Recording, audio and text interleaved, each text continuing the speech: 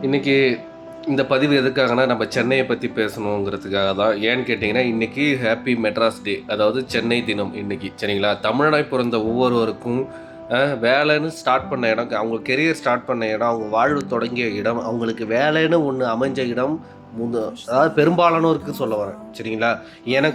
எனக்கும் சரி, என் முதல் வேலை எனக்கு கிடைத்த இடம் சென்னை. சென்னையில் ஏகப்பட்ட ஞாபகம் இருக்குதுங்க. நான் எனக்கு சொந்த ஊர் வைத்தீஸ்வரன் கோயில். சரிங்களா?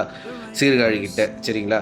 அப்படிப்பட்ட இடக்கும் வாழ்வு தொடங்கிய என்னோட கெரியர் ஸ்டார்ட் ஆன இடம் சென்னை தான். சென்னை நான் போன புதுசில் எனக்கு சென்னை பிடிக்கவே கிடையாது. ஆனால் சென்னை பிடிக்காதுன்னு சொன்ன பல பேருக்கு சென்னை தான் முக்கியமான இடமாகவும் முக்கியமான திருப்பு முனையமும் அமைஞ்சிருக்கு.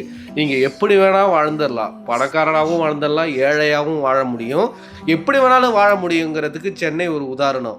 நீ 1000 ரூபா வச்சுக்கிட்டு ஒரு மாதத்தை ஓட்டலாம், 10,000 ரூபா வச்சுக்கிட்டு ஒரு மாதத்தை ஓட்டலாம். அந்த மாதிரி ஒரு காலகட்டம்.